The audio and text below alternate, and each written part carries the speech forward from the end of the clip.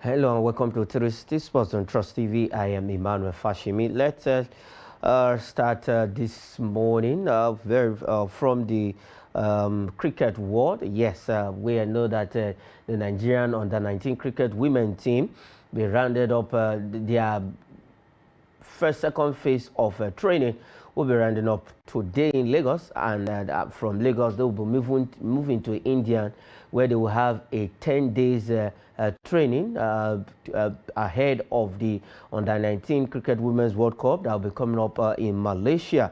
And prior to that World Cup, the ICC Cricket Council Women's cricket manager, she's an Indian, Senha Pranhan, says the rowing, as in she's looking forward to the success of this particular competition. It is the maiden under-19 Women's World Cup. That's the first edition happened in South Africa, and the second edition is we'll be seeing the second edition being hosted by Malaysia. The competition will start from the January 18th to February 2nd, 2025. And Nigeria is one of the debutants.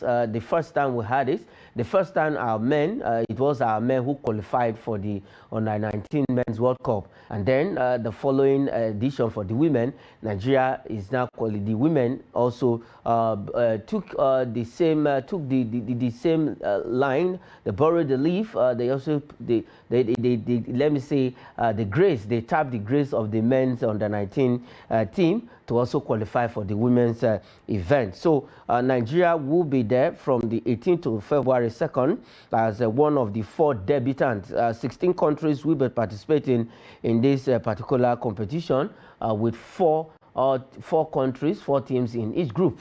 And the top 2 teams qualifies for the next round, while the other teams will have to play for the classification. That is from 13 to 16. They will have to play where do you end on the overall table. So it's looking good for the Nigerian girls. They are coached by one of our household name when it comes to cricket. That is Blessing Etim with the Kenyan coach. Alongside the Kenyan coach, both coaches will be making sure that they will be putting finishing touches, at least mastering their skills, their tactics, and what to offer in Malaysia. So we're looking forward to see that the Nigerian under-19 cricket women's team do so well in Malaysia. Like I said, they will be having a 10-day training in India. The choice of Indian is for the team to get used to the weather in Malaysia. And also, we know when it comes to cricket, India is one top country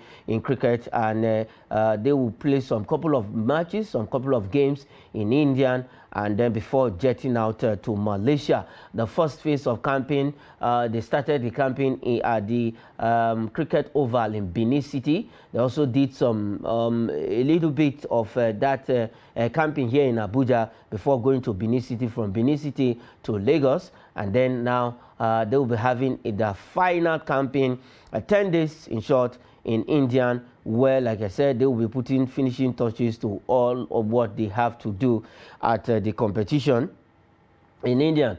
In Malaysia, the first edition of this particular competition it was the largest women's cricket tournament ever organized by the ICC. So that is the International Cricket Council. That's the meaning of ICC. So let's see if the Malaysia event is going to beat the one we saw in South Africa. And we're wishing the Nigerian women's team a very good outing in Malaysia when the competition starts on the January 18th.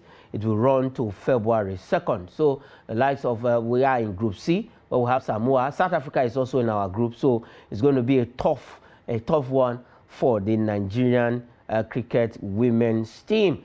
All right, let's leave cricket and quickly let's look at this particular story. This time around, we'll look at the basketball. We're talking about one man, Kevin Amayo by name. He plays for Rivers Hoopers. We know Rivers Hoopers, Port Harcourt-based basketball team.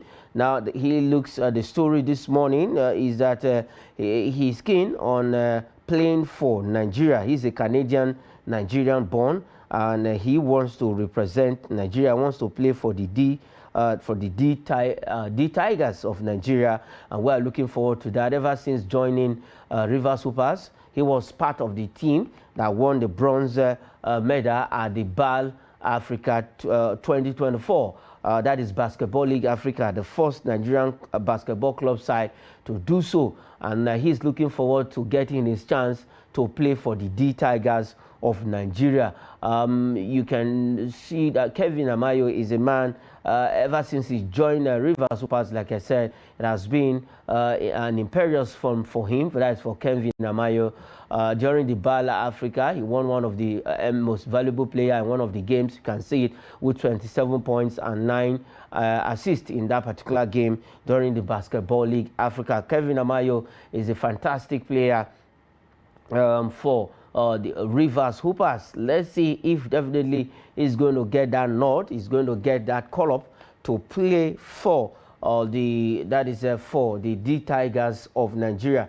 You know, the men's basketball national team of Nigeria are called the D Tigers, while the women are called the D Tigress. So we are looking forward to see Kevin Amayo playing for the D Tigers of Nigeria, and I think it's a welcome development, and I think he's going to it's also good that we see some of these foreign-based players come back home and then play for some of our basketball teams here in the country. We've seen that in football. We've seen the likes of Ahmed Musa, Ablahi Shehu, and also Brownie Day of recent joining Rivers United after having fantastic season in Europe, playing for some of the top European football clubs. Also, we have a lot of basketball players in the NBA.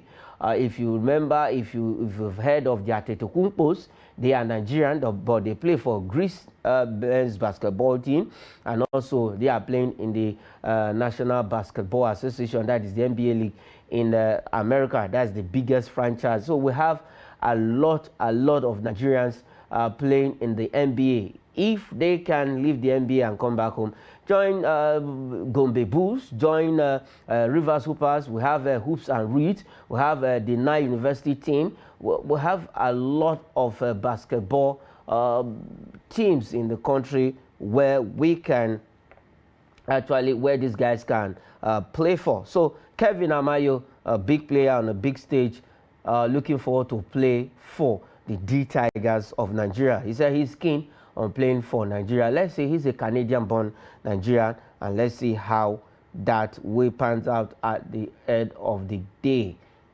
Definitely, for Kevin, is a good one, and we are looking forward to having him play for Nigeria. All right, let's move away from that story. Definitely, we are looking at now 2025 CHAN Nations Cup. That is the CHAN Nations Cup, where Ismail, that is Sadiq Ismail, is doubtful to play in that at that particular tournament amid his Albania move. Sadiq Ismail is a right wing back for Remo Stars of Ikene, who are topping the Nigerian Premier Football League table at the first phase of the league. So we are looking at Ismail Sadiq playing for definitely maybe making that move to Albania at the end of the day. And if that eventually happens, he's not going to be part of the CHAN Eagles, who are actually set to play at the CHAN Nations Cup. Bid for February. That competition will be coming up next month. 3 countries will be hosting. We have Kenya, we have Tanzania, and then we have Uganda. All of these 3 countries will be hosting this particular tournament. The CHAN Nations Cup is a tournament meant for players who are applying their trade in their respective in their respective local leagues. That is like MPFL players, those players who are playing their football on the continent of Africa is meant for local, that is home-based players alone. The CHAN Nations Cup is also to encourage our leagues on the continent of Africa. So for Ismail El Sadiq of Remo Stars, if eventually that deal goes through, he will be going to Albania, then he will no longer be part of the team. He was there 2 weeks ago, no, last weekend, I beg your pardon, when the team qualified at the expense of the Black Galaxies of Ghana, where they defeated Black Galaxies of Ghana 3-1 at the Godswill Akpabio International Stadium. That was on December 28th, right there, to pick the ticket for the CHAN Nations Cup. For Ismail Sadiq, fantastic player. He was on the score sheet on that very evening. He got the first goal of Nigeria before his compatriot in Remo Stars, Nduka Jr., also getting a goal in that game against the Black Galaxies of Ghana. So they qualify alongside the host country, likes of Morocco and co. All the teams will be playing at that particular CHAN Nations Cup. Nigeria didn't actually participate on 2 editions, the last edition and the one for 2009. So we are happy that the CHAN Eagles, definitely Coach Fidelis Ilechukwu and Daniel Ogumo, if this guy actually goes to Albania, then they know what to do. We have some of the best wing backs in the Nigerian Premier Football League, so they will have to scout for at least the coach Daniel Ogumo. They said there is still room for other players to be invited, and they are calling for early camping. So if he goes, definitely they will look inward and get other players, from the various clubs in the Premier League who can replace Sadiq Ismail, and then give that particular player a chance to shine. It is the Super Eagles Team B, made up of home-based players. All right, this time around we switch gear and go straight to Europe, where that is a French Ligue 1. Moses Simon. Yes, Moses Simon, fantastic player. We know he's out injured. He has scooped the December Player of the Month award for Nantes in the French Ligue 1. Yes, he scored 2 goals with 2 assists in the month of December, and he had the highest number of votes during the voting for the Player of the Month for December, where he scored 44% of those votes to beat other contestants in that team. So for Moses Simon, congratulations to him.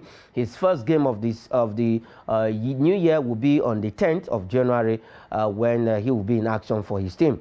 Then definitely for Moses Simon, he also won this particular award in the month of September.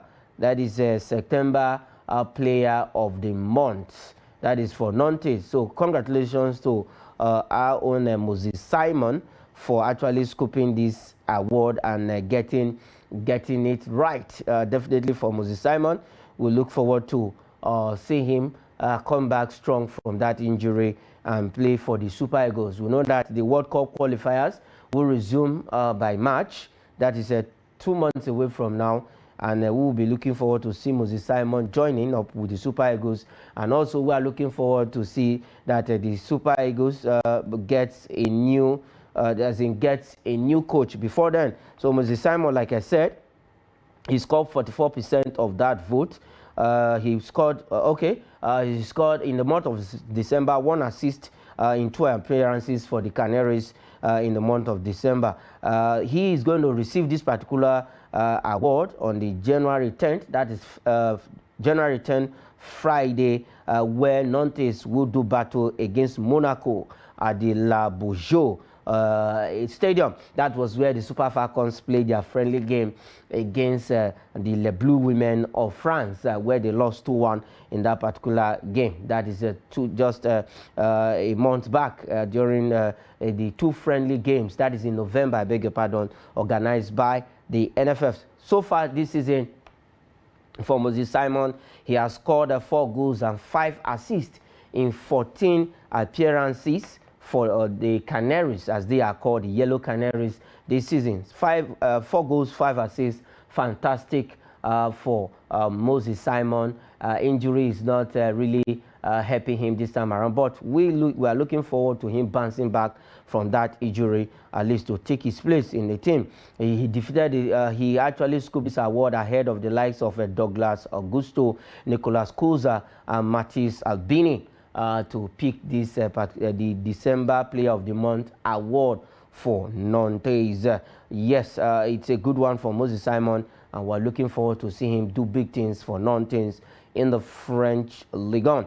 This time around, let's leave France and go straight to Italy. It was a good one for Inter Milan, the Azzurris as they are called. Yes, against Ademola Lookman team, Atalanta, in the Italian Super Cup semi-final game. Yes, it was 2-0 against Atlanta. The 2 goals coming in the second half from the boots of Denzel Dumfries, who got the brace for Inter Milan.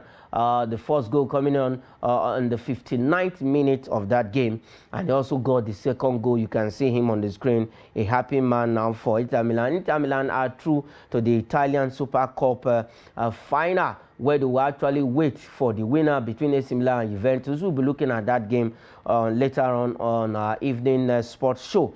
So for Dumfries, his goals actually lifted Inter Milan into the final of the Italian Super Cup. Ademola Lookman was substituted on in the second half brought on in the second half of that game, but it was too late for Atlanta to get anything out of that game. So they lost out, and the coach of Atlanta, Gasparini, has actually defended his decision of benching their star man, African Footballer of the Year, Ademola Lookman. So let's see what happens later on this evening. We will definitely know who is going to be the other finalist, who is going to face Inter Milan in the final of the Italian Super Cup. All right, let's look at these transfer story quickly, where Hoffenheim signs Gift Orban. Gift Orban, a fantastic player who started, who came in, burst into the limelight in the Belgian Jupiler League, playing for Genk, and he decided to leave Belgium and head straight to France. And was his journey in France, they didn't look good for Lyon. Despite playing for that team in the French Ligue 1, the story with the team and the management of Lyon wasn't really the best for his career. No goal playing for Lyon. So let's see definitely what he's going to do for Hoffenheim, a team that is struggling in the German Bundesliga. But the news is that Gift Orban has left Lyon for Hoffenheim in the German Bundesliga. We wish him well and see how he can also revive his career in the German Bundesliga. Fantastic player. He's young. He's just 21 years of age for Gift Orban. Let's see what he will do with Hoffenheim in the German Bundesliga. Still looking at transfers, and as it concerns Nigerian players, another player who is not really finding it rosy after going on a long-term injury is Sadiq Umar, who plays for Real Sociedad in the Spanish La Liga. Yes, Sadiq Umar is also on the verge of going to another Spanish team that is struggling in La Liga this season. That is Valencia. He's going to be joining Valencia on loan. We know that the transfer window has opened, so players will be moving from one country to another, or from one in the same country, from one club to another, right there in the same country. And for Sadiq Umar, ever since he came back from that long-term injury, he has not really found his place in the Real Sociedad team. So let's see if he can, if he also can rescue his career by joining Valencia, who are also struggling in the Spanish La Liga. They are struggling in the league this season, and see if he can join forces and rescue the season for Valencia. He's going to be going on loan. And then a sad one now, where it's just too heavy. Let me use that particular adjective for this young man. Chippa United eventually sends a condolence message to Stanley Nwabali for mother's demise. Yes, Stanley Nwabali lost just in space of how many months, where he lost his father, and now the mother has joined up, has joined the father, let me say, in heaven. it's just way too much for Super Eagles #1 goalkeeper Stanley Nwabali, who just some months ago actually buried his dad, and now the mother has also gone. So we are wishing him also from 360 Sports, with just our hearts and our condolences is with Stanley Nwabali at this mourning period for him. A fantastic player. We saw him just last weekend, just last week, where he did so well for Chippa United during the Premier Soccer League game in South Africa. So let's see how that pans out. And for Stanley Nwabali, take heart, bro. That is what it is. And then this time around, we'll leave Stanley Nwabali and then talk boxing quickly on the show, because we are almost out of time, where Anthony Joshua, our own British Nigerian-born Anthony Joshua, says yes, he is talking that I want to beat Tyson Fury. Will that happen? This fight between him and Tyson Fury has been on the news for a long time, even before Tyson Fury and the undisputed heavyweight champion right now, that is Alexander Usyk. Before that fight, Tyson Fury and Joshua's fight has been on the card for some, has been on the news also. But let's see, eventually that fight is going to happen this year, 2025. The two of them are British. Who is going to win? Who's going to become the British king when the two of them steps into the ring? But for Anthony Joshua, definitely he knows he will be getting the backing of the 200 million plus Nigerian to do justice to Tyson Fury, who has lost back-to-back to Alexander Usyk. For Joshua, 27 fights and 4 losses to his record. The last loss was against the man Du Bois just some months ago in the 4th round of that fight, where he was knocked out. So let's see how this will happen between himself and Tyson Fury, the Gypsy King, as they call him. All right, let's take this story and end the show with this story. Oh, yes, it's also, well, it's a celebration of life. Yes, after spending so much, after seeing a lot in the world, he decided to join her ancestors. That's the oldest Olympic gold medalist who died. She died at the age of 103 years old. Her name is Agnes Cletty. She was born 1921. And she died just yesterday, at the age of in 2025, at the age of 103. You can see her on the screen right there.